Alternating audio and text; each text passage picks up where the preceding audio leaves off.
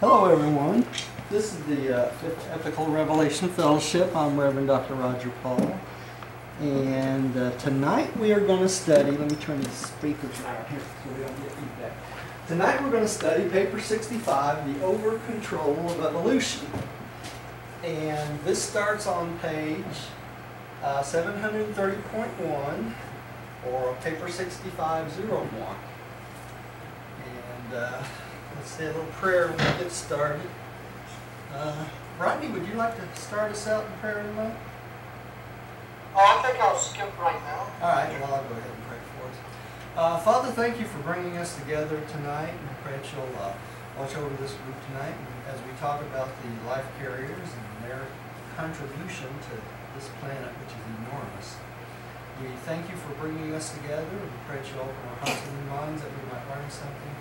We say this in the name of your Son, Michael, Jesus of Nazareth. Amen. Okay, who we lose? Not me. Not me. Oh, that must have been, it was still dialing. It was probably still dialing Millie. Let's see if I can get this to work. Give me a second.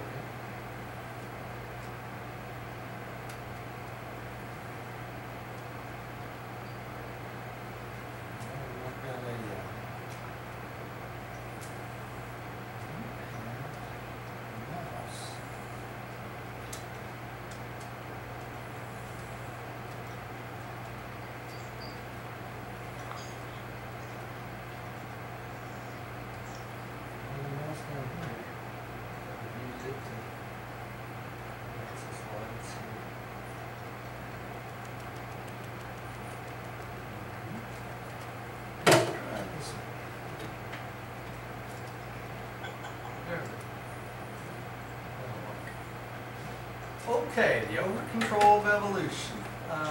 Rodney, would you like to start us out, please? I think you said Rodney. Yeah. You're a little muffled, Roger. Oh, great. That means I got a bad connection. Probably. Let's see. Okay, paper 65. Right. The Overcontrol of Evolution. Basic evolutionary material life. Pre-mind life. It is a formulation of the master physical controllers and the life impartation ministry of the seven master spirits in conjunction with the active ministration of the ordained life carriers.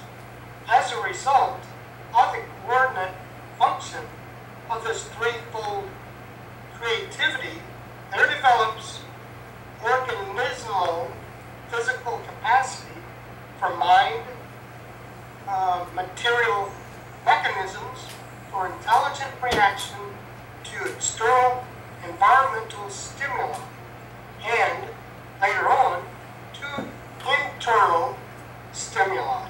Influences taking origin in the organismal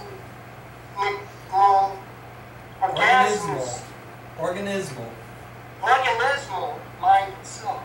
Okay, there's a lot in the very first paragraph. Can y'all hear me okay now? Yeah, I can hear you great, Roger. Okay. Let's start out with the basic evolutionary material life, pre-mind life. What they're talking about is material matter, both biomechanical and mechanical matter, okay? And it's the formulation of the master physical controllers who we've talked about before, right? Which controls all physical matter, electronic, magnetic, etc., right? The master physical controllers. And the life impartation ministry of the seven master spirits. Remember, there's seven master spirits that occupy worlds that surround paradise, right? And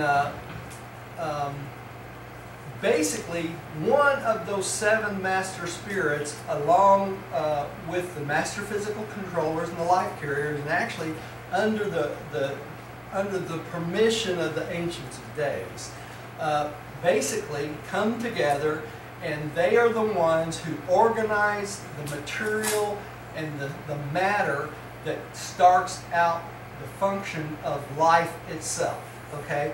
And we're going to find out it's the infinite spirit gives it that spark of life a little bit later tonight. But basically, they come together and create organisms that are capable of hosting what they call mind, okay? And that mind is superimposed on a material mechanism, and that's what they're talking about here, is this evolutionary material life, okay? And it's this mind on the material that makes it possible for us to get stimuli from the outside for all sorts of things, and later on for the stimuli from the inside, from like the infinite spirit and the thought adjuster, right? But all these take origin in the mind itself, which is the mind which is superimposed on the matter. Does that make sense? So question. Huh? So question, Roger. When you say material life, pre-mind life, what exactly were you saying about that? The pre-mind life is life without a consciousness and no mind. Okay, so they're talking about just basic material organisms that don't have a sense of being. Okay. Could this be in reference to marine life? This would be in reference to marine life, even all the way down to the cellular level, or the amoeba level, all the way down, okay? And this material life doesn't have a consciousness, in other words. But when mind is superimposed on this matter, eventually we have a consciousness, and that gives us mind, okay?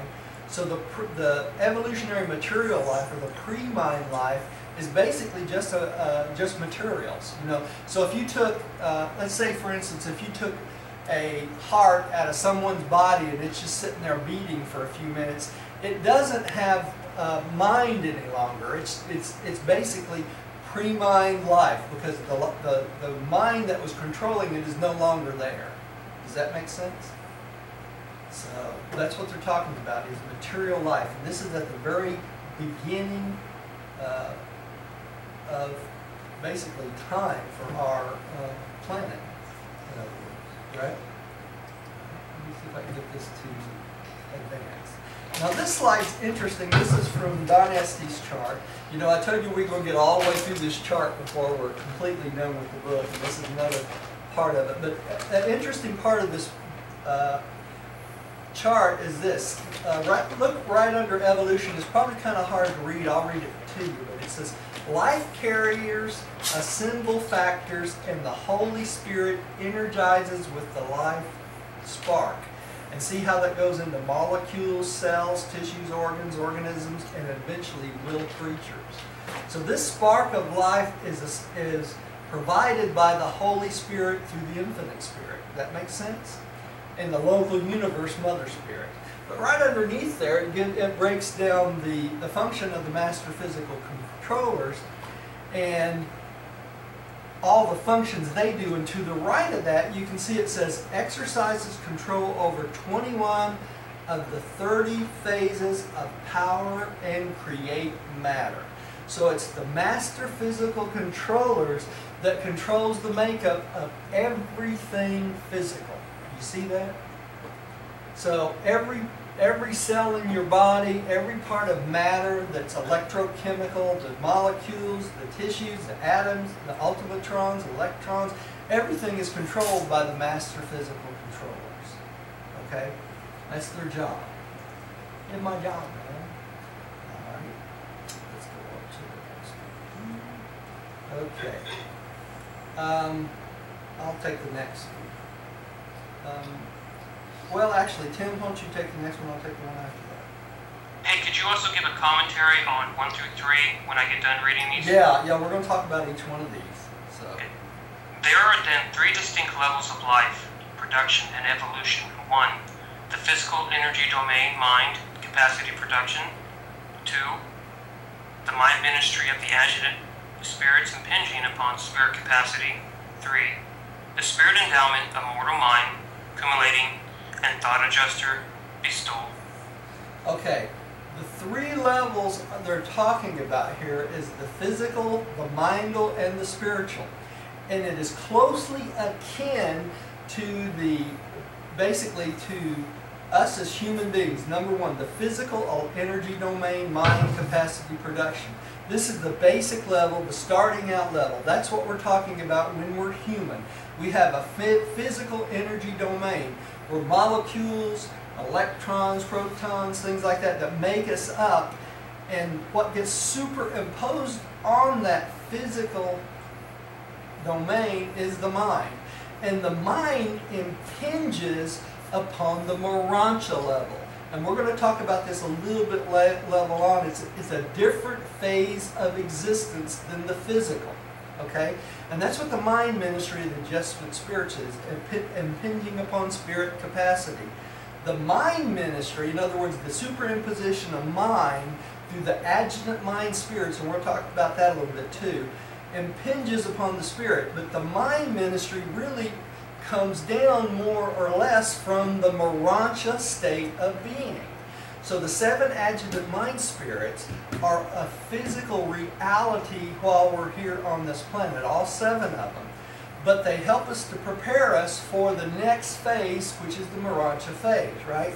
And then number 3, the spirit endowment of mortal mind accumulating in the thought adjuster bestowal. So the spirit endowment we have in this lifetime is the adjuster itself. When we get a thought adjuster, or that father fragment from God, that allows our developing spirit to meld with the immortal mind, not the mortal mind. The spirit endowment we start out with is this mortal mind.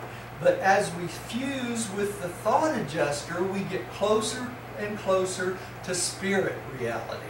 Okay? And they're going to talk about that in just a minute here. We're going to go over that a little bit more here.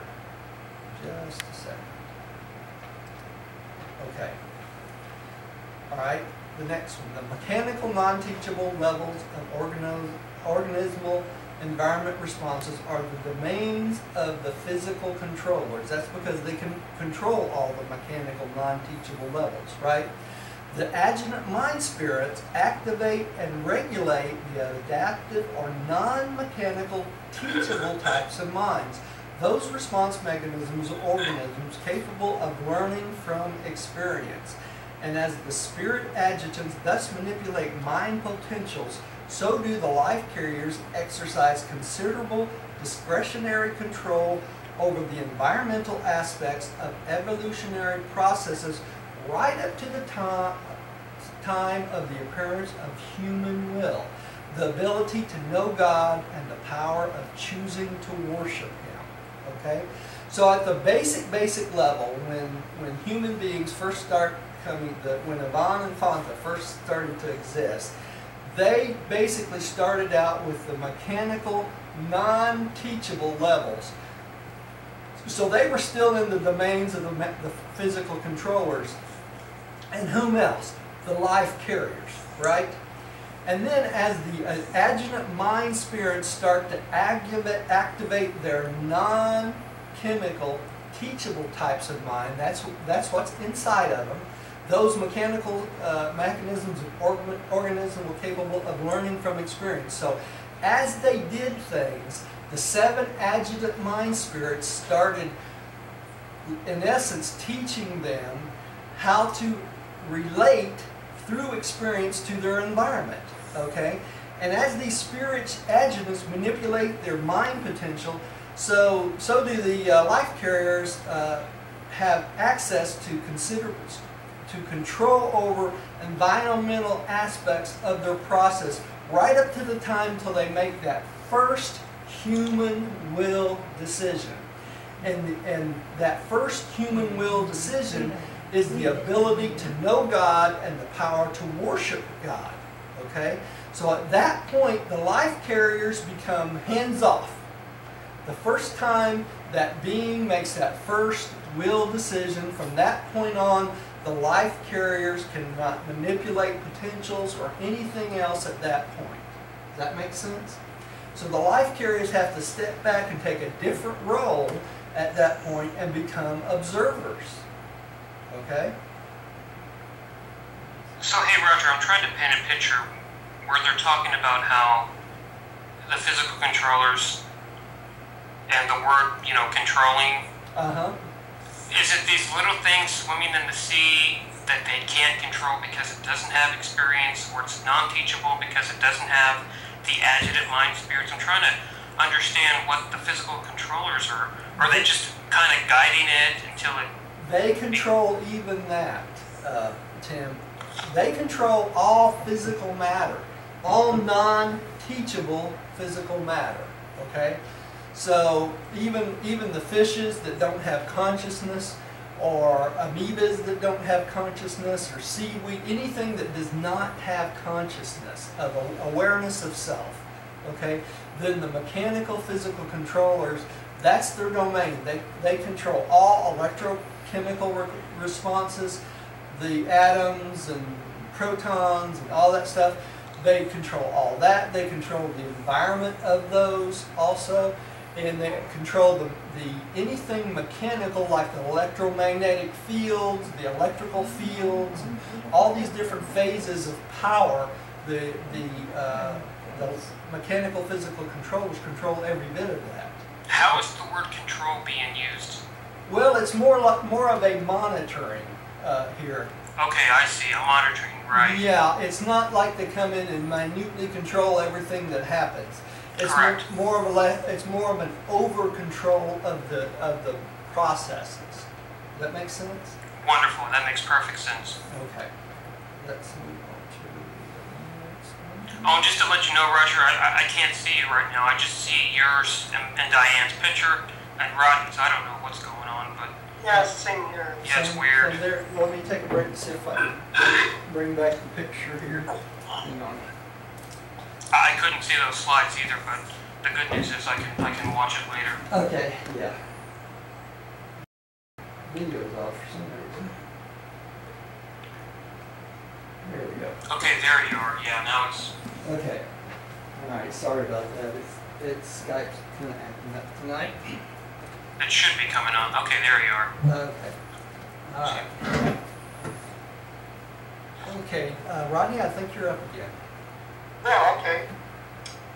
It is the integrated functioning of the light carriers, the physical controllers, and the spirit adjutants that conditions the course of organic evolution in inhabited worlds. And this is why evolution, on Urantia or elsewhere, is always purposeful and never accidental. Did you catch that? Always purposeful and never accidental. Because they're being monitored, correct? It's They're not being just monitored. accidental where they're just appearing. That's right. And see here it says it's the integrated function of the life carriers, the physical controllers, and the spirit adjutants that conditions the course of organic evolution. So it's three different functions in one, right? This is true on all the inhabited planets. So just as, like physical gravity, you can't say it's an accident or just the universe's response. That's it's actually controlled by the eternal isle of paradise. That's exactly That's right. throwing that out there. There's a reason. Yeah, that's why it says here, it is purposeful and never accidental. So there is really nothing of accident that the physical controllers, the life carriers, or the spirit adjutants, one of those three, have some over control in. So there are no accidents in time or space, really, when it comes right down to it. There's the normal evolution of time and space, but these things are always purposeful and never accidental. Okay? So today, Roger, scientists believe that just everything happened, correct? Yeah, it's a big accident. It's a big bang. It's a big accident, and that's false. Yeah, everybody believes in this Big Bang theory that never actually happened. Okay?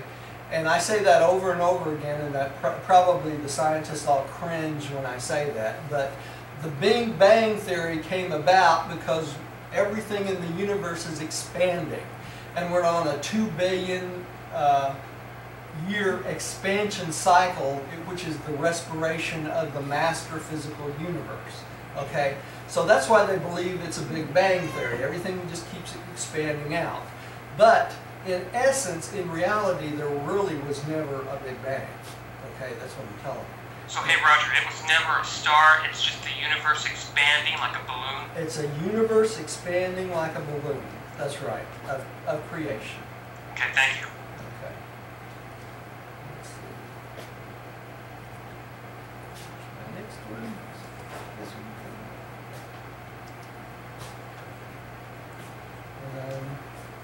So we're on section 1 now, light carrier functions. Yeah, there we go. All right. My computer was lagging here. I've been having all kinds of fun tonight. Okay, Tim, I believe you're next. The light carriers are endowed with potentials of personality, metamorphosis, which but few orders of creatures possess. These sons of the local universe are capable of functioning in 3 diverse phases of being.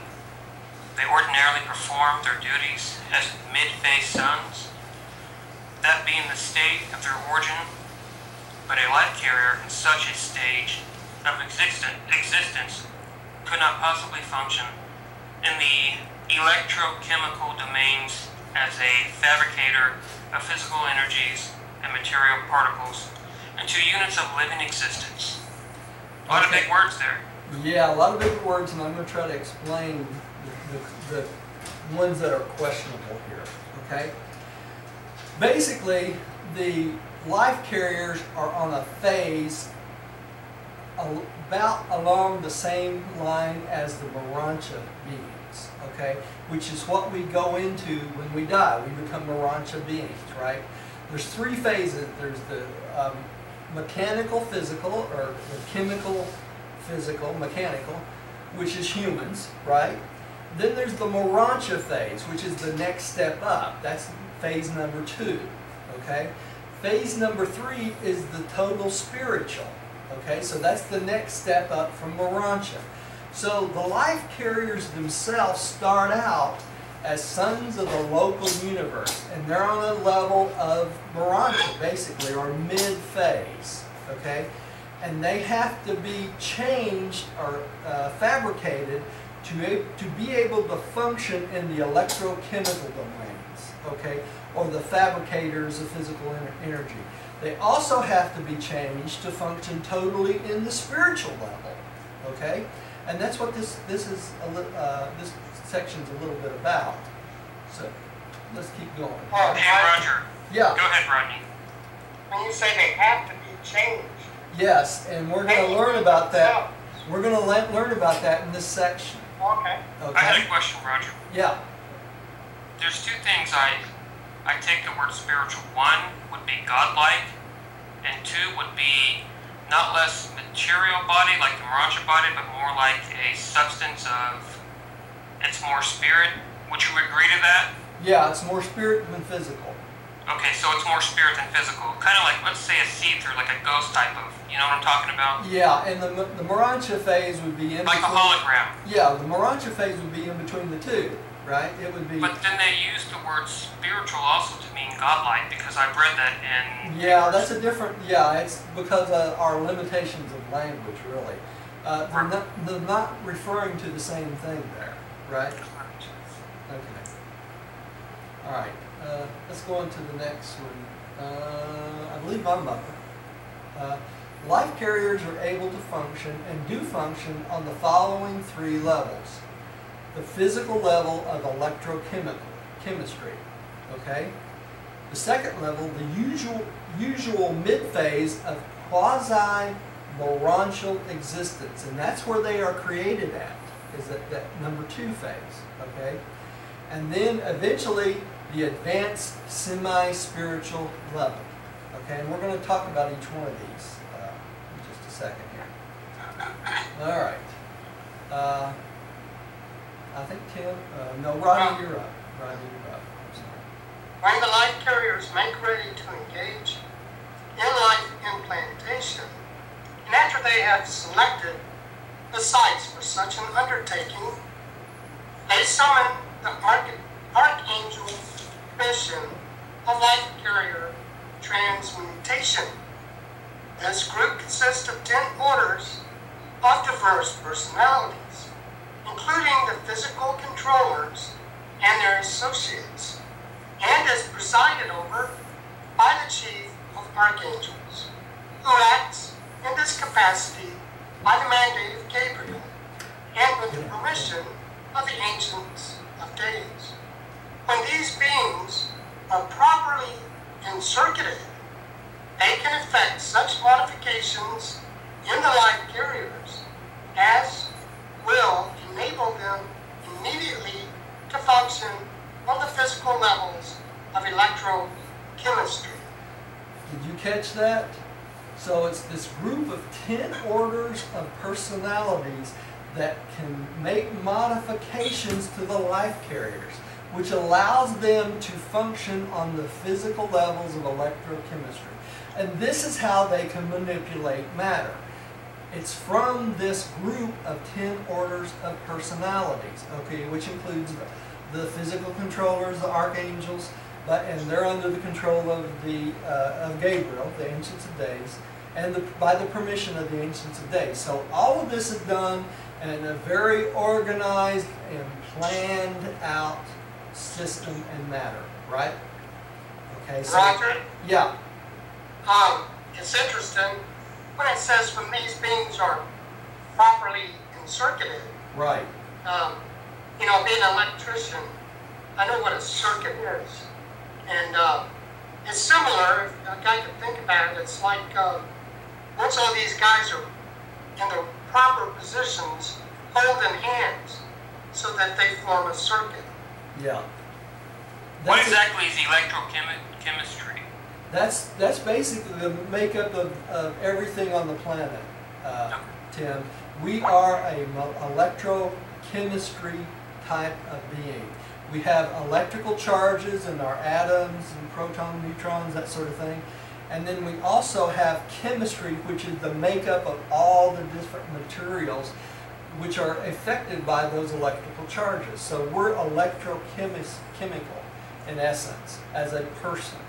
And we will stay that way until we die. And then when we go to the Morancha form, we turn into a semi-physical chemistry type being. It's the midway between physical and spiritual, basically. Okay, thank you, Roger. Now the life carriers cannot make these modifications to the electrochemistry of the world until they are encircuited and they have had these modifications made to make them possible to be able to do this. Does that make sense? All right, so let's go to the next one. Who just read? Rodney did. Huh? Rodney did? Okay, you're up, Tim. After the life patterns have been formulated and the material organizations have been duly completed, the supermaterial forces concerned in life propagation become forthwith active and life is existent, whereupon the life carriers are immediately returned to their normal mid-phase of personality existence, in which a state they can manipulate the living units and maneuver the evolving organisms, okay, even though they are shorn of all ability to organize, create new patterns of living matter. Okay, so during this first original material organization, right, they have the ability to manipulate the physical organisms, right?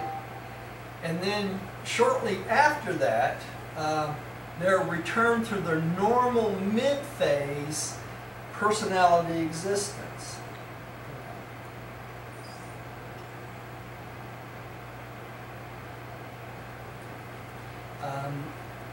Okay, and then at that point, they can only manipulate the living units and maneuver the organisms. And even though they're shorn of all ability to organize, create new living patterns of life, so they can move things around, but they can't create any additional new patterns of life. So they have the ability when they first start to create new patterns of life according to their instructions, and then after that ability is taken away, and then they can only manipulate parts of the environment of the matter. Okay, and this is a nice little slide. Come on, I was thinking about it. Yeah, you're definitely having computer problems, huh? Yeah. There it is. All right, this is this talks about what we just talked about, and this is the senior life carriers in the quasi-Marantia normal stage. Is that Millie trying to come in? Fish and a frog? Huh? Yeah, I can't read the actual small print, but I can see the fish and the frog. Yeah. I think I heard somebody. Let's see if that was Millie. Let me try to add it.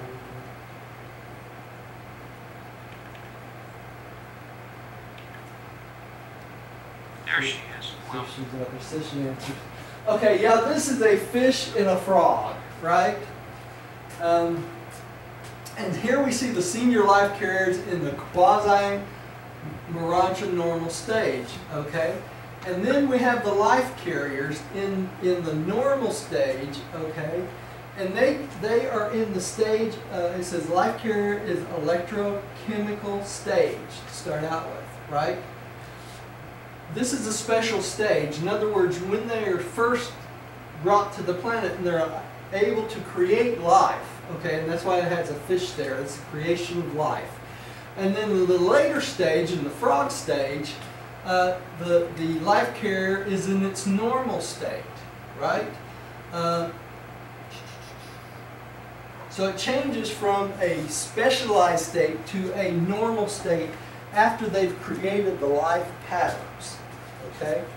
I really don't understand what the fish and frog have to do with it. Well, the fish, what they're trying to indicate here is the fish is one of the first types of organisms that comes from the gook, which makes up the normal life plasm, right? All the materials from amoebas to everything in the ocean, right? That's why they use the fish. And the frog is the next step up from the fish. Okay. And they, which the life carriers constructed everything from our oceans, correct? From the planet? You mentioned right. From what they had? Yeah, they constructed everything on the planet from what we already had, right? And then they had the life plasm from the, divine minister, local universe, mother spirit added to that, correct? That's right. That's right. Okay, and here's a picture of the group that is involved in the starting of the life, right? The senior life carriers, and then you have the mechanical physical controllers and the chief of the archangels, which is still on the planet, right? And he's under the direction of Gabriel. And then we have the life carriers in the electromechanical stage, and they create new patterns of life, and that's what that little bird is, dinosaur bird is, right? And at that point, they're changed back to their mid-phase. Okay? Is it true that each life carrier has a different function? Like a different job? Not really, Tim. They all are capable of doing every function of every job from what I understand. Okay, thank you. Okay. All right. Let's see. Rodney, did you just read? I just read. Okay. All right, so it's my turn, right? After organic evolution has run a certain course and free will of the human type has appeared in the highest evolving organisms, the life carriers must either leave a planet or take renunciation vows. That is, they must pledge themselves to refrain from all attempts to further to influence the course of organic evolution. And when such vows are voluntarily taken by those life carriers who choose to remain on the planet, advisors to those who shall be entrusted with the fostering of the newly evolved will creatures, there is summoned a commission of 12 presiding over the chief of the evening stars, acting by the authority of the system sovereign and with permission of Gabriel. And forthwith these life carriers are transmuted to the third phase of personality existence, the semi-spiritual living of being. And I have functioned on Urantia in this third phase of existence ever since the times of Andon and Fonta. You have the whole picture right there, guys. Okay? So, they create the life, right? They create the plasm that starts out life on the planet, right? And they can move around the environment a little bit after that to make sure the life keeps going, right? But when the very first, through evolution, when the very first will creature appears, at that point they must pledge themselves to never mess with the evolution of the planet again. Okay, basically. And that's what these vows are about. And at that point they're changed from their mid-phase again to the third stage, which is the semi-spiritual stage. Okay, so the life carriers that remain on the planet, the 12 that remain on the planet throughout the rest of our history, have taken these vows not to manipulate the environment or anything like that, and they are at this point semi-spiritual. Okay? What does that mean? That means they're not 100% spiritual yet. They have a future just like we do as a spiritual being. But they're on the first step of the spiritual, the semi-spiritual. Okay? And the one that wrote this paper, that told us about this paper, has been on Urantia since the times of Andon and Fonta in this semi-spiritual phase, observing the evolution of the planet, basically. He's the one that's telling us the story. Okay? All right. Rodney, I think you're up. Roger, the 12 that remain here, did they stay faithful? Yeah, all of them. Yeah, no life carrier has ever rebelled, Rodney. None of them. In any of the universes? Any of the universes. That's right. So, hey, Roger, when they get done with their assignment, are they willing to do the Ascension career with us? That I do not know, Tim. Okay. I don't have any idea. Thank you. Okay, we look forward to a time when the universe may be settled in light and life. To a possible fourth stage of being, wherein we shall be wholly spiritual. And it has never been revealed to us by what technique we may attain this desirable and advanced state. So they're waiting for the time of settlement and light and life. And they're talking about the whole universe. And they're also talking about us. Is everybody still with me? I heard somebody drop. I'm here. Oh, just something popped up. I don't know what that was. Okay. I'm getting feedback. You hear that? Yeah. Oh, no. All right. Maybe it was Millie dropping out. Flat Yeah. Okay, so they're talking about the advanced stages of light and life when the entire universe is settled in light and life, and we all will go from 6th stage spirits to 7th stage spirits. Okay, so at that time, these life carriers will become holy, full-fledged spirits too. Okay, so they have something to look forward to also. So holy spiritual is not godlike, because that's what it sounds like to me when they say holy spiritual. No, it's not. It's on a more perfected level, Tim. Okay, thank you. Better term to call it. Okay? So it's a perfected level. Yeah, no, that's right. Okay. Who just read? I don't know. Huh? I read. Oh, you read? Okay, Tim, would you take the next one? Section 2, the evolutionary panorama. Okay. I'm sorry, go ahead. The story of man's, go ahead. The story of man's ascent from seaweed to the lordship of earthly creation is indeed a romance of biologic struggle and mind survival. Man's primordial ancestors were literally the slime and ooze of the ocean bed and the sluggish and warm water bays and lagoons of the vast shorelines of the ancient inland seas. Those very waters in which the life carriers established the 3 independent life implantations on Urantia. 3 implantations. What's that, Roger? Okay, that's the life plasm we keep talking about that they implanted in the waters that started everything out. Okay, everything. And it basically was just a biochemical mixture of molecules, electrical charges, and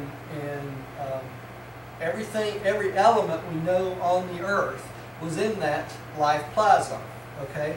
And they took all the things from the planet itself to make up that life plasm. So all the molecules of every living creature was in this gook, or this ooze they talk about, this primordial ooze and slime. And they're correct in saying that we ascended from seaweed up to man, okay, because it was a normal evolutionary process of all the greenery and all the plants and animals and everything developed over time at the same time. Okay. Hey Roger, I just wanted to inform you while you were talking, this little square box popped up and it said, hold on while we try to get the call. So is Millie online or what's going on? I don't know. Let me get up again here to go take a look. Sorry y'all at home, but I'm trying to run this by myself tonight. So, yeah. You're doing a great job, Roger. It says she's online, but she doesn't answer. Let me try to connect her one more time. Now, her picture's going to come up, but if she comes in, we'll hear her. Okay, if it doesn't, it'll pop back off. So our ancient grandfathers were seaweed.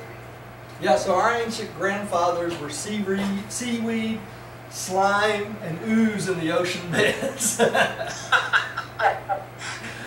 is something to see here. Okay, makes us feel real important. It sure does. Okay. Tim, I think you're up. No, you I just read. You just read. I guess I'm up. Very few species of the early types of marine vegetation that participated in those epic changes which resulted in the animal-like borderland organisms are in existence today. In other words, most of the stuff that started out has already passed on, right? The sponges are the survivors of one of these early midway types, those organisms through which the gradual transition from the vegetable to the animal took place. These early transformation forms, while not identical with modern sponges, were much like them. There were true borderline organisms, neither vegetable nor animal, but they eventually led to the development of the true animal forms of life. So, during this period of time, this ooze basically created the vegetation. At the same time, some of those vegetation that it created transmuted into animal-type beings, right? And that was our ancestors. So we really did literally come from ooze or slime. And this is from the Don Estes chart, and it talks about the life implantation. And it goes through many of the types of creatures it went through on the way up to the placental mammals, which is where Andon and Fonta eventually came from. Okay, and that chart, you can look at that a little bit later too. Okay? I had a question, Roger. Yeah. The word epical, as in used like the fifth epical revelation, Yeah. is it in reference to a period of time or a variety of personalities? It's in reference to, yeah, it's a period of time, but it's more of an event. It's more of an event in the period of time. An epical event. In other words, something that was the most important event of that period of time. Can you also call it epochal? No, it's epical. It's epical, okay, because I've heard some people call it the fifth epochal revelation, and Yeah, no, it's epical revelation. it's epical, okay. Yeah, it refers to a period of time, an epic, basically. That's why they call it epical. Okay, thank you, Roger. Okay, who's up? I think Rodney is. Yeah. The bacteria, simple vegetable organisms of a very primitive nature, are very little changed from the early dawn of life. They even exhibit a degree of retrogression in their parasitic behavior. Many of the fungi also represent a retrograde movement in evolution, being plants which have lost their chlorophyll-making ability and have become more or less parasitic. The majority of disease-causing bacteria and their auxiliary virus bodies really belong to this group of renegade parasitic fungi. During the intervening ages, all of the vast kingdom of plant life has evolved from ancestors from which the bacteria have also descended. Okay, this is very important, okay? The bacteria basically has retrogressed. In other words, it's gone backwards since its early creation, okay? And so have some of the fungi. The reason being is this bacteria and the fungi have lost their chlorophyll-making ability. So the way they get chlorophyll or oxygen and the nutrients they need, they become parasites on other organisms, okay?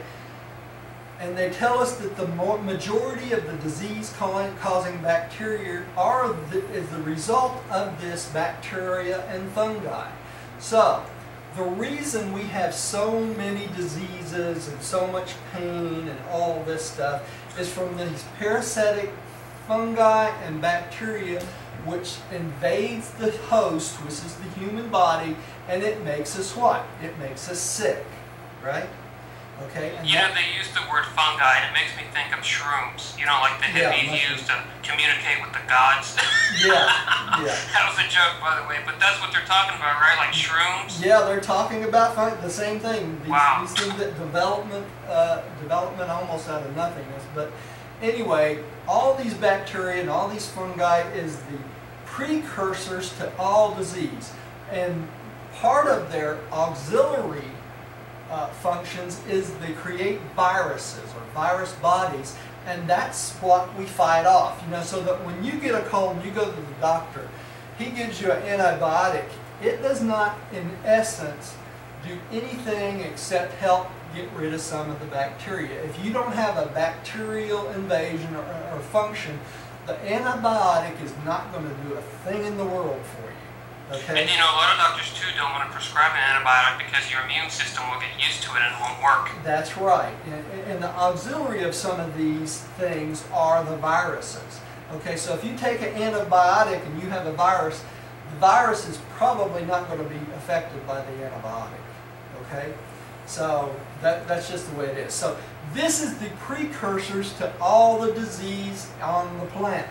Okay, now, the life carriers knew this was going to happen. They were depending on the infusion of the violet blood from Adam and Eve to boost our immune system to make us immune to all these bacteria and fungi. Okay? So that's why it's a tragedy. The default of the Adam and Eve mission is such a tragedy because we did not get enough of the violet blood to wipe out all this disease. So at this point, we're going to have to learn how to battle these bacterial and fungi diseases on our own, through our own chemistry and through our own invention, basically. Okay, and this is a picture of Louis Pasteur, you know, and coming up with the chemical means to cure a disease, okay? And that's what we're going to have to do at this point. Okay. Tim, I think you're next. The higher protozoan type of animal life soon appeared and appeared suddenly, and from these far distant times, the amoeba, yeah, the typical single-celled animal organism, has come on down, a little modified. He disports himself today much as he did when he was the last and greatest achievement in life evolution. This creature this minute creature and his protozoan cousins are to the animal creation what bacteria are to the plant kingdom. They represent the survival of the first early evolutionary steps and life differentiation together with failure of subsequent development. So it stayed just the way it was back then. It hasn't changed. Okay. What exactly is protozoan? It's one of the smallest cellular creatures in the universe. It's the smallest part of us. Right. Okay, thank you. Okay. Before long, the early single-celled animal types associated themselves in communities. First on the plan of the volvox, and presently along the lines of the hydra and jellyfish. Still later, there evolved the starfish, stone lilies, sea urchins, sea cucumbers, centipedes, insects, spiders, crustaceans, and closely related groups of earthworms and leeches, soon followed by the mollusks, the oysters, octopus, and snail.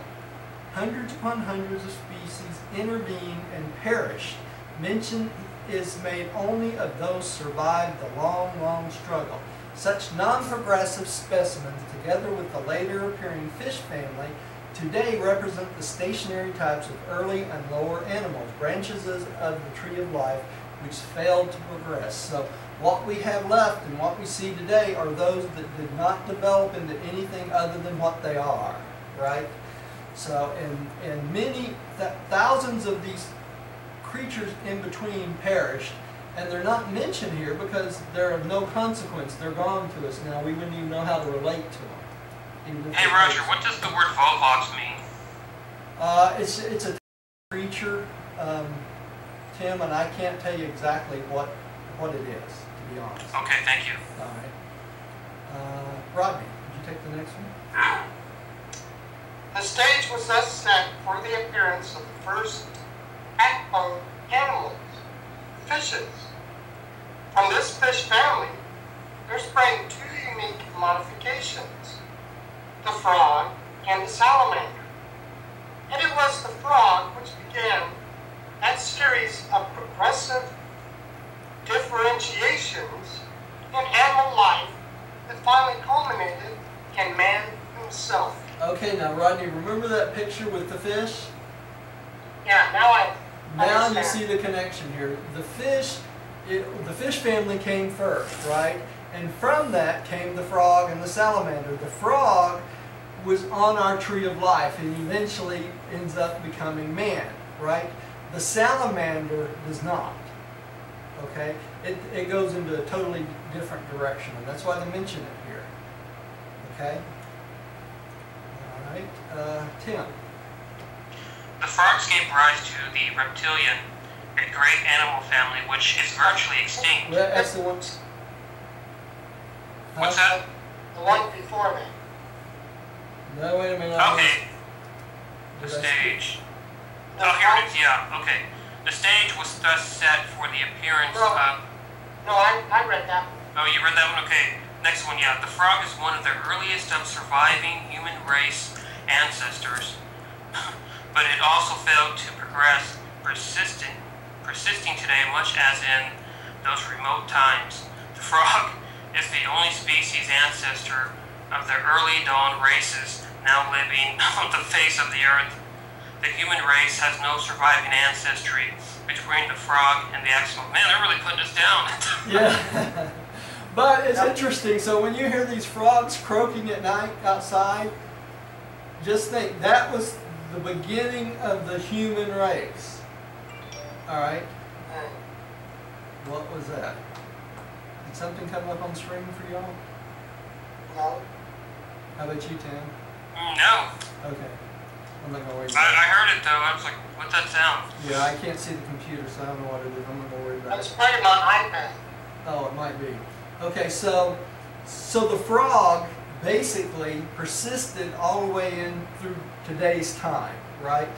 But all the different types of creatures in between the frog and the actual first man have all perished.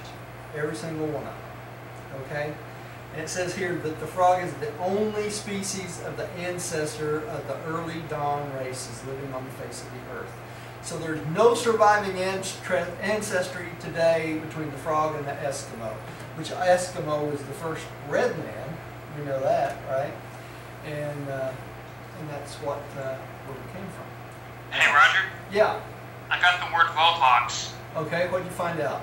Volvox, a green single-celled, aquatic, it's AQUATIC organism that forms minute-free swimming spherical colonies, whatever that is. Okay, so it's a basic building block of other Green algae in the family, blah, blah, blah. You can look that up on Wikipedia. Okay. Just type in Volvox. Okay. Alright. Tim, I think you're up next. The frogs? I just read that. Oh, you just... That's okay. You read the frogs gave rise to reptilia and a great animal family? Alright, that's what you read, Roger. Oh, okay. The frogs gave rise to the reptilia, a great animal family, which is virtually extinct, but which, before passing out of existence, gave origin to the whole bird family and the numerous orders of mammals. Okay, so what they're talking about here, this reptilia, was a dinosaur. Got that? That's what I figured. Huh? That's what I gathered. Yeah, it's a dinosaur. Actually, it's a dinosaur that looks like a bird. Okay, so, and that gave rise to the entire bird family and the whole numerous orders of mammals in which were included. Also included in that are sea creatures like seals and whales and things like that, right? You're up. Like, probably the greatest single leap of all pre-human evolution was executed when the reptile became a bird. The bird types of today, eagles, ducks, pigeons, and ostriches, all descended from the enormous reptiles of long, long ago. And they're talking about the dinosaur type reptiles, right? That's what they're talking about. Kind of like a pterodactyl. Yeah, yeah. All that whole order of flying dinosaurs, right?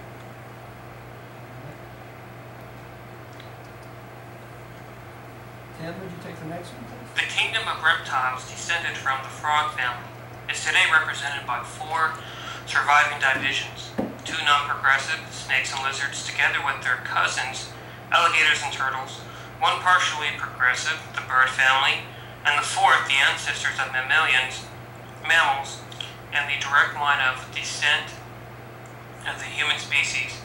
But though long departed, the massiveness of the passing reptilian found echo in the elephant and mastodon. That would be the big elephant. Yeah, that's a big hairy elephant with the big tusks. Tusk, yes, that's correct. But kind of like that movie 10,000 BC. Yeah. Where their peculiar forms were perpetrated in the leaping kangaroos. Okay, so that gives us a pretty good history. And Don Estes chart breaks these down also. Okay.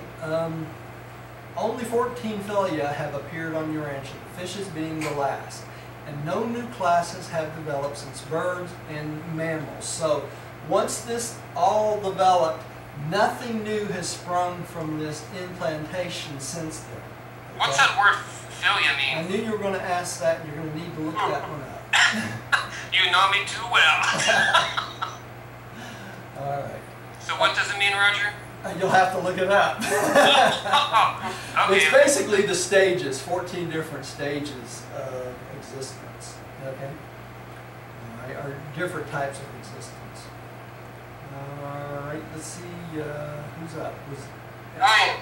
That's right. Good thing you didn't have this one, Roger. Yeah. It was from the agile little reptilian dinosaur of carnivorous habits, but having a comparatively large brain that the placental mammals suddenly sprang. These mammals developed rapidly and in many different ways, not only giving rise to the common modern varieties, but also evolving into marine types, such as whales and seals, and to air navigators like the bat family. And these are all placental type beings, any of which could have developed into human beings. Okay? Just think, we could have ended up being bats and flying around. All right. Tim, would you take the next one? Yeah, you two got a break. Man thus evolved from the higher mammals, derived principally from the western implantation of life and the ancient east-west sheltered seas. The eastern and central groups of living organisms were early progressing favorably toward the attainment of pre-human levels of animal existence. What was that, Rodney? You guys are cutting out bad. Really? I'm on the word existence. But as the ages passed, the eastern focus of life emplacement failed to attain a satisfactory level of intelligent pre-human status. Having suffered such repeated and irretrievable losses of its highest types of germplasm. I'll have to get your commentary on that one. That is, that it was forever sworn, yeah, of the power to rehabilitate human potentialities. Okay, the germplasm was what was implanted to make life, right? You remember that? Did we lose Rodney? No. Yeah, I think Rodney, you there? Yeah, we did. Okay, let's see if we can get him back. It's little things turning, or Yeah. See if we can get him back. Are you guys having bad weather out there tonight, or? No, it's probably just the connection through Skype. Yeah, Right? You back? There you are, Rodney. You're There back. we go. Okay. All right. All right. I'm so sorry for the next one. Okay, did I explain anything on that slide or not? No, you didn't, Roger. I did? Okay. You got interrupted by Rodney. Got disconnected. Okay. So it was basically the east-west sheltered seas, basically from the western implantation of life, that was the one that life actually started from. Remember, there was 3 of them, right? And but in this process of implanting this life, there were certain repeated and irretrievable losses of certain of the type of germplasm that could have helped our human potentials, basically. So it's just the way it is. You put all of it out there, and some of it works and some of it doesn't. What did I do here? Ooh. No, there it is. You know, I remember reading once in the Bhagavad Gita, they mentioned the word germ, and then they said, you know, in the commentary, it meant seed. Ain't that interesting? Yeah, that is. It's kind of like the seed of life. The seed of Kind life. of like, yeah. And that's really what the life carriers implant, is the seed of life, right? All right. Let's see, am I up next, Tim? I think. Since the quality of the mind capacity for development in this eastern group was so definitely inferior to that of the other 2 groups of life carriers, with the consent of their supervisors, so manipulated the environment as further to circumscribe those inferior pre-human strains of evolving life. In other words, they stopped them. To all outward appearances, the elimination of these inferior groups of creatures was accidental, but in reality it was altogether purposeful. So the other 2 life implantations basically were stopped, right? That's what they're saying here. Because once the life in the more superior one started out, they basically killed off the life plasm of the other 2. And they did that of purpose so that you wouldn't have life developing in contrary to somewhere else, basically. Yeah, you had the big one to read. Hang I on. believe Rodney is. Rodney, are you there? I am here. Okay, yeah, I just saw your little thing spinning. I'm thinking, oh no. He's off It again. might be the weather. Okay, I'm ready. Go. Okay.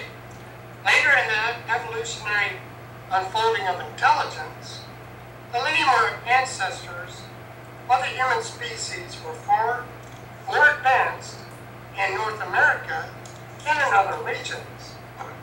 And they were therefore led to migrate from the arena of Western life implantation over the Bering Land Bridge and down the coast to southwestern Asia, where they continued to evolve and to benefit by the addition of certain strains of the Central Life group. Man thus evolved out of certain Western and Central Life strains, but in the Central to Near Eastern regions. Do y'all understand what they're saying here? So the lemur ancestors they're talking about was in North America, probably along the California coast or up through Canada, okay? And those ancestors went across the Bering Land Bridge to southwestern Asia, which is about where China is today, right? And from there they continued on to grow, and then to the central near eastern regions. Okay, so they migrated, basically. So it's hard for us to understand that the first lemurs basically came from North America, across the land bridge, into Asia, down through China, and eventually down to the Asian continent. Yeah, over to India. Yeah, over to India. That's right.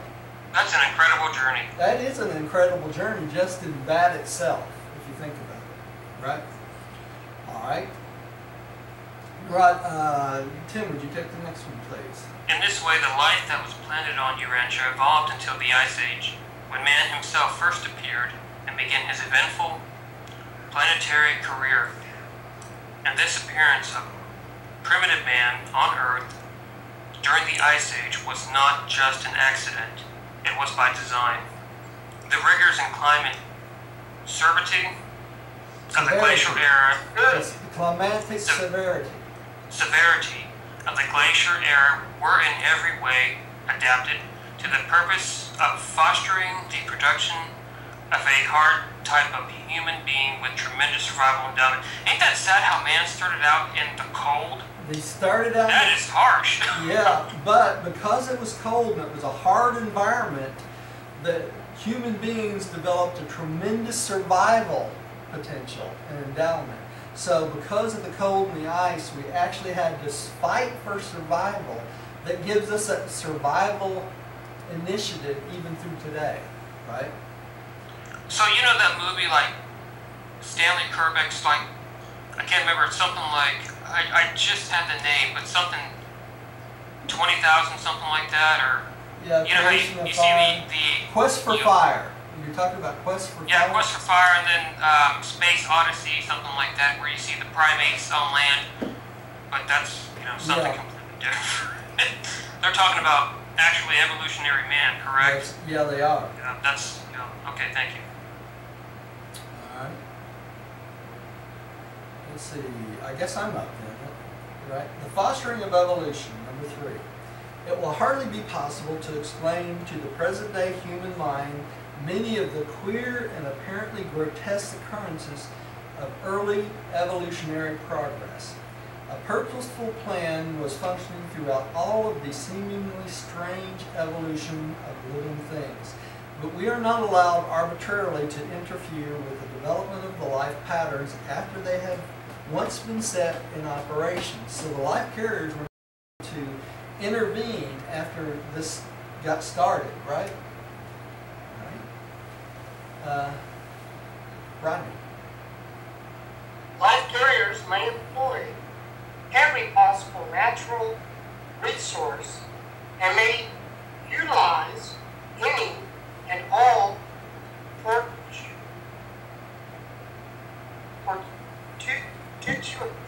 what's that word? Fortuitous. Circumstances. Circumstances. Yeah, it's fortunate. Fortuitous. Yeah, Fortuitous. Which will enhance the development progress of the life experiment. But we are not permitted mechanically to intervene in or arbitrarily to manipulate the conduct and course of either plant or animal evolution. There you go. They can't change the way things work out, right? Right? Well, I'm not working here. Hang on. Nothing. There we go. Tim, you take the You have been informed that Urantia mortals evolved by way of primitive frog development, and that this ascending strain carried in potential in a single frog narrowly escaped extinction on a certain occasion, but it should not be inferred that the evolution of mankind would have been terminated by an accident at this juncture. At that very moment, we were observing and fostering no less than 1,000 different and remotely situated mutating strands of life which could have been directed into various different patterns of pre-human development. This particular ancestral frog represented our third selection, the two prior life strains, having perished in spite of all our efforts toward their conservation. Okay, so this frog strain basically is where we came from, but they were basically hosting or observing 1,000 different situated strains of life which we could have developed from, right? But they mentioned the word frog. I mean, being a frog, these frogs would also implant tadpoles, correct? Yes. So it's not like, one frog perishes by human species. No, but it was that one frog that developed into the human species is the point that we're making. Okay, thank you. Yeah. All right. Even the loss of Andon and Fonta before they had offspring, though delaying human evolution, would not have prevented it. Subsequent to the appearance of Andon and Fonta, and before the mutating human potentials of animal life were exhausted, they'll evolve no less than 7,000 favorable strains which could have achieved some sort of human type of development. And many of these better stocks were subsequently assimilated by the various branches of the expanding human species. In other words, they mixed with them, so they ended up mixing with the human species. I'm not moving everything. All right. Rodney. Long before the material son and daughter, the biologic uplifters, arrive on a planet, the human potentials of the evolving animal species have been exhausted.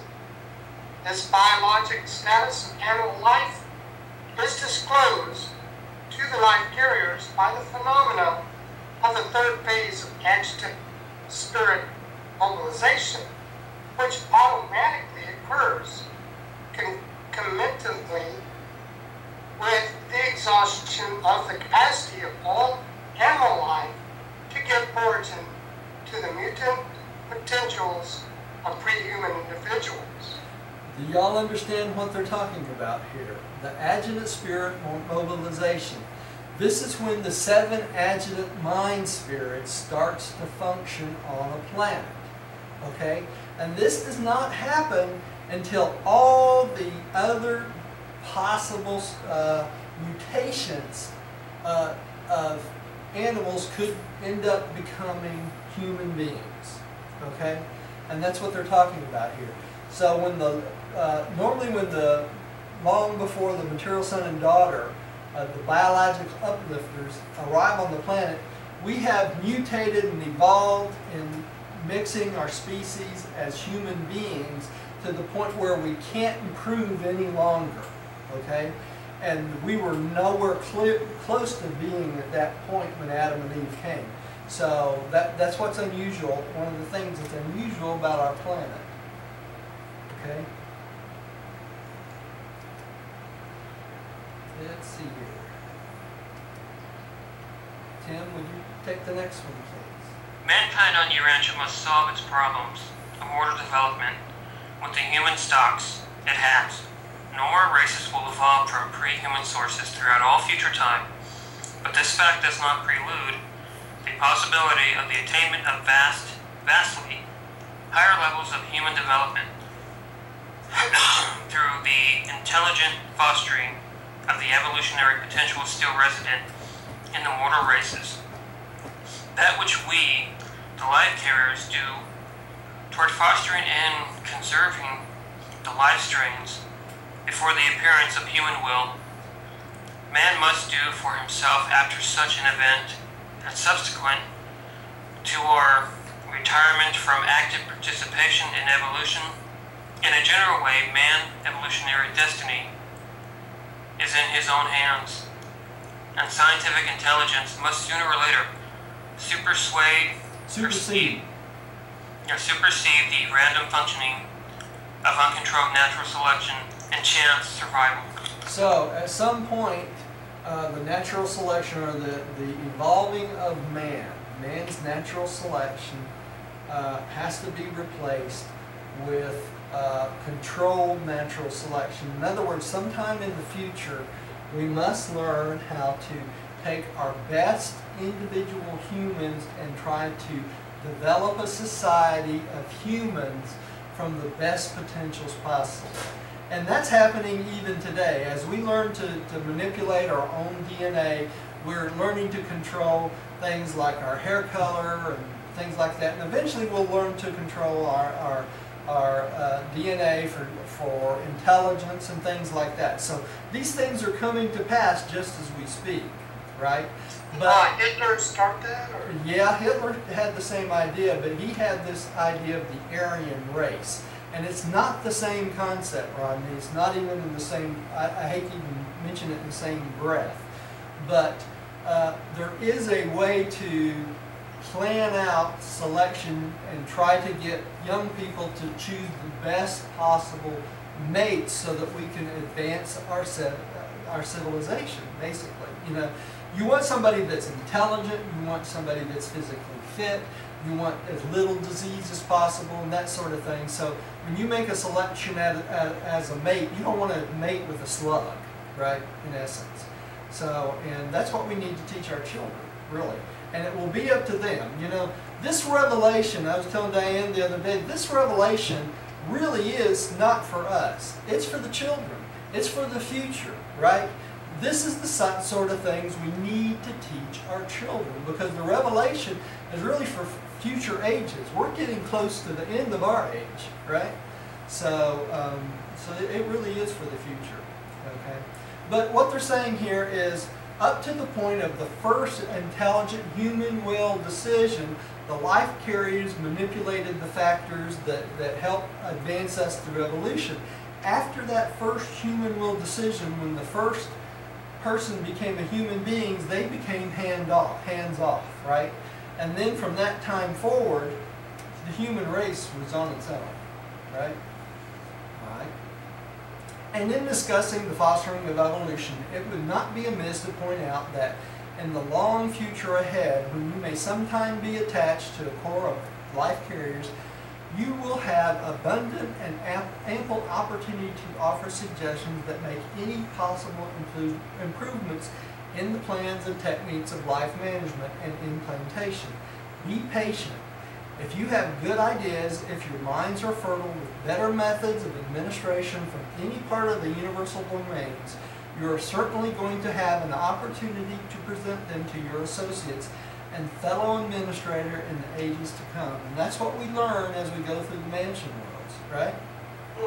We can make suggestions and help the universe advance on its way. All right. That's good.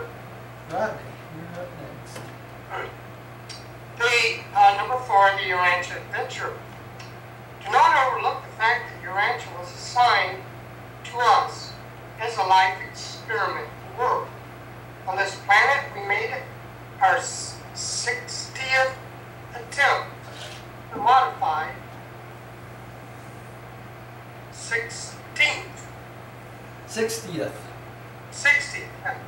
60th attempt to modify and, if possible, improve the Satania adaptation of the Nebadon life designs. And it is of record that we achieved numerous beneficial modifications of the standard life patterns. To be specific, on Urantia we worked out and have satisfactorily demonstrated not less than 28 features of life modifications which will be of service to all Nebadon throughout all future time. So the changes they made, us being an experimental planet, 28 features of the changes that they made will be used on all future planets in Nebadon. So we do have things in our DNA and our structure of living that was improvements than the previous planets, and these improvements will be used throughout time on the other planets, basically. Hey, Roger. Yeah. What do they mean when they say experiential planet?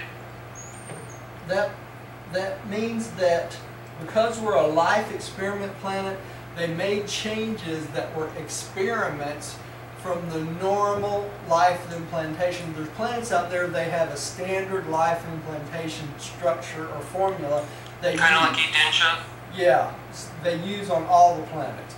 But every 10th planet is an experimental planet, and basically those planets are tweaked, trying new modifications to see if they can improve the life plasma. Basically. Wonderful. Okay, thank you. Okay. All right. Tim, I think you're next. But the true establishment of life on no world is ever experimental in the sense that something untried and unknown is attempted. The evolution of life is a technique, ever progressive, differential, and veritable, but never haphazard, uncontrolled, nor wholly experiential in the accidental sense. So nothing is, it's still planned. Nothing is an accident.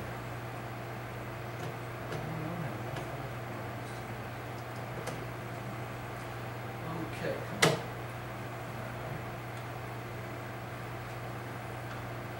Well, I'm two different ones here. Hang on. Which one? I'm having computer problems, y'all. Okay.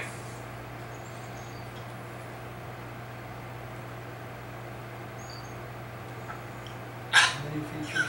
Your cat's there to help you. Yeah, I know. There's so much help.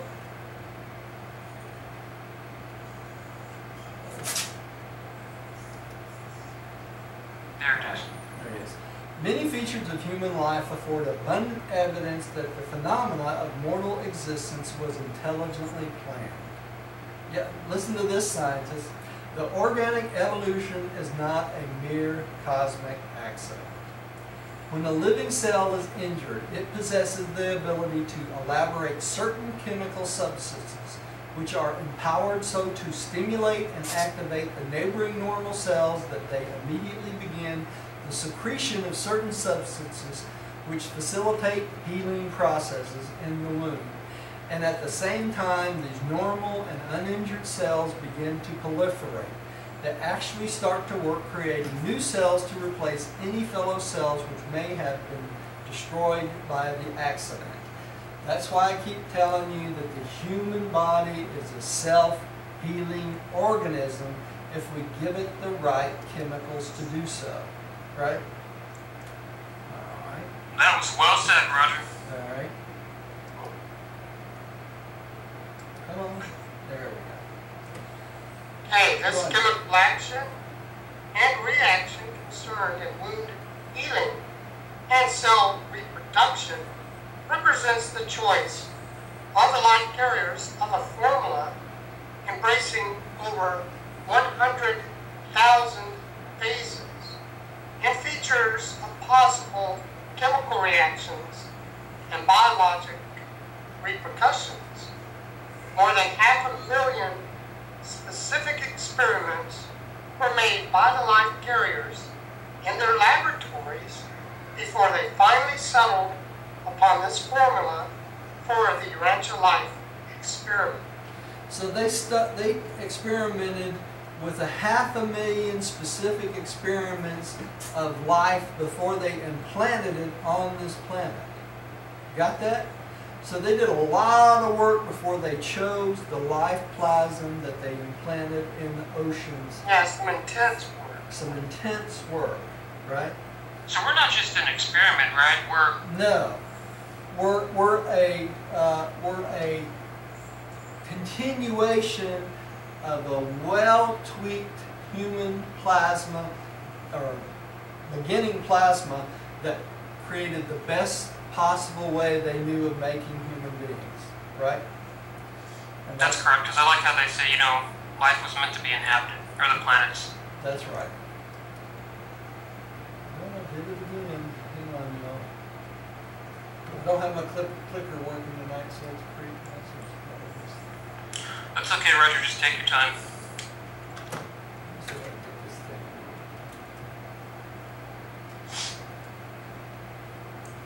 Nice map.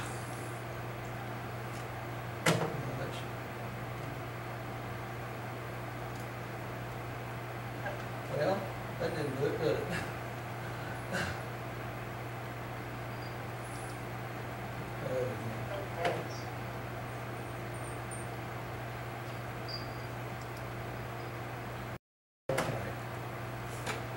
Who's up, y'all? I guess I'm up. All right. Yeah. When Urantia scientists know more of these healing chemicals, they will become more efficient in the treatment of injuries, and indirectly, they will know more about controlling certain serious diseases. So it's our future. It's in our future, right? It's up to Yeah, us. of course, this was written almost 100 years ago, so Yeah, they have learned. they have learned a lot. That's right. Since life was established on Urantia, the Life Carriers has improved this healing technique as it has been introduced on another Satania world, and that it affords more pain relief for exercises better control over the proliferation capacity of associated normal cells. So we have the benefits of other planets that they've experimented with. And well, it sounds like that another planet has benefited from what was learned here. That's right. Rodney? Well, when you think about it, we're the 606th world. Does that mean the 605 are also experiential worlds? No, only 10, one of every 10, Tim, are experimental worlds. Okay, thank you. And every 10th planet, That's right. more or less. All right. Rodney, I think you're up. Okay. There were many unique features of the Urantia life experiment, but the two outstanding episodes were the appearance of the Andonic race prior to the evolution of the 6 colored peoples, and the later simultaneous appearance of the Saic mutants in a single family. Urantia is the first world in Satania where the 6 colored races sprang from the same human family. They ordinarily arise in diversified strains from independent mutations within the pre-human animal stock, and usually appear on Earth one at a time and successfully over long periods of time, beginning with the red man and passing on down through the colors to indigo. So the fact that all 6 of the races, of the colored races, came from one family this is the only time this has occurred in Lebanon. The only time. Normally the colored races appear within different families with long periods of time in between, right? So are they saying basically that only on Urantia this has happened? Only on Urantia this has happened, yeah. That's correct. Tim, would you take the next one, please? Another outstanding variation of procedure was the late arrival of the planetary prince. As a rule, the prince appears on a planet about the time of will development, and if such a plan had been followed, Caligastia might have come to Urantia even during the lifetime of Andon and Fonta, instead of almost 500,000 years later. simultaneously with the appearance of the 6 Sangic races. So Kallikasa was delayed in coming for 500,000 years, and it actually appeared about the time of the 6 colored races. And normally a planetary prince could have appeared about the time of Andon and Fonta. So. Hey Roger, they mentioned the word will development. Can you remember what that means? Yeah, the will development is the first being of human decision making, human potential. That's the first human being that makes a free will decision for a concept of a power higher than themselves, like God, and the ability to worship God. Okay, because there's, other super universe personalities that just, their main function, I can't remember, they just write down, they're just concerned with will function. So is that the same thing as will development? Yeah, it's the will function, yeah. It's decision-making capabilities, and that only happens with the activation of the last 2 adjunct mind spirits, which is worship and wisdom. Okay, great, thank you. Okay, am I up? Yeah, I just read, Roger. All right. On an ordinary inhabited world, the planetary prince would have been granted on the request of the life carriers at or sometime after the appearance of Andon and Fonta. But Urantia having been designated a life modification planet, it was by pre-agreement that the Melchizedek observers, 12 in number, were sent as advisors to the life carriers and as overseers of the planet until the subsequent arrival of the planetary prince. These Melchizedeks came at the time of Andon and Fonta, made the decisions which enabled thought adjusters to indwell their mortal minds. Okay, so it was because of the arrival of the Melchizedeks, 12 in number, at the time of Andon and Fonta, that allowed them to receive thought adjusters. Hey Roger, would you like to read up to section 5 and then section 6 stay for next week? Yeah. Okay. Yeah, we'll read it. See, I don't have a book in front of me. I just have the slides. So y'all let me know when we need to quit, and we'll take on the rest of it next time. Okay? Because I know section I can't even talk. Section 6 is pretty big. Long. So. Yeah. All right, Rodney, I think you're up. Is Rodney still out there? His thing is spinning again. Oh, great. We may have lost Rodney. Oh no. Let's go on, Tim. And are you there, Rodney? It's showing a phone now in this picture. Rodney is online. That's what it says. A little thing just popped up. Rodney is online. Oh, okay. Well, let me add him again. It just went off. He's probably dialing in. Your picture got bigger. That's weird. Yeah, he's dialing in. Add to group. There you are. Hey, Pat. Sorry, y'all at home. I keep having to get up tonight because I'm trying to do 2 jobs tonight here. Yeah, you're So, just they tired. were an experimental planet. It was arranged that the Melchizedeks would oversee for 500,000 years before the planetary prince arrived. That's right. I was asking Roger, Rodney, if we could finish section 5 and then pretty much stop there if you want to, or because section 6 is pretty big. Okay, let's go on. Rodney, would you take 6514 on your answer?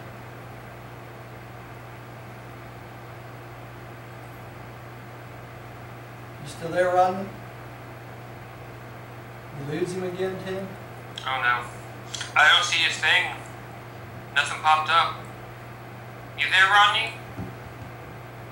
Boy, this is tough tonight. It is. Okay, Tim, go ahead and take the next one on your answer. Sure. On Urantia, the endeavors of the life carriers to improve the Satania life patterns necessarily resulted in the production of many apparently useless forms of transition life, but the gains already occurred are sufficient to justify the Urantia modifications of the standard light designs. So there's a whole lot of creatures that appeared that didn't work, right? Yes. This picture is spinning again. Alright, let's see if it comes back. Okay. It was our intention to produce an early manifestation of will in the evolutionary life of Urantia, and we succeeded.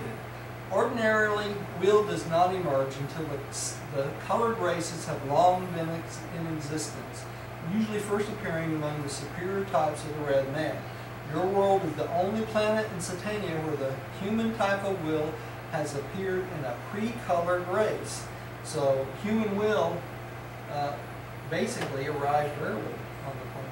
So that human will is kind of like saying that human decision. That human decision. That's right. Is the Father's will also included in that?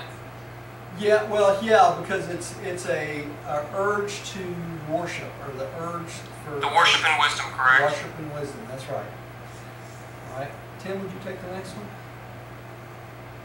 But in our efforts to provide for that combination and association of inheritance factors, which finally gave rise to the mammalian ancestors of the human race, we were confronted with the necessity of permitting hundreds and thousands of other and comparatively useless combinations and associations of inheritance factors to take place. Many of these seemingly strange byproducts of our efforts are certain to meet your gaze as you dig back into the planetary past, and I can well understand how puzzling some of these things must be to the limited human viewpoint. So when we get to the mansion worlds and we can look through the history of the planet, we'll see all these different variations of mammalian ancestors that didn't make it, and that's what they're talking about. Would you like to stop there, Roger, or? Yeah, let's stop there. It's been a pretty rough night. It has been, and we'll stop right here, and we'll take it up from 5 next time. Let's. Well, I tell you, the more I read, I don't know. It's like when I read, I cough, so I have to have a cough drop in my mouth. It's weird. Okay. All right. Well, let's say a little prayer, and we'll quit for tonight. Father, thank you for being with us tonight and allowing us to read this wonderful revelation. Pray that you'll straighten out some of these problems next time. Maybe we'll have a few more participants. I'd appreciate that. It's kind of frustrating doing this and nobody showing up. So thank you for the opportunity to serve, and pray that you'll keep my heart in the right place and help us remember some of these things we teach, and some of these things we learn and share it with others. And thank you, and we give you praise in your son's name. Amen. Not my will, but your will be done. Thank you for joining us at home. Please come see us again. Here.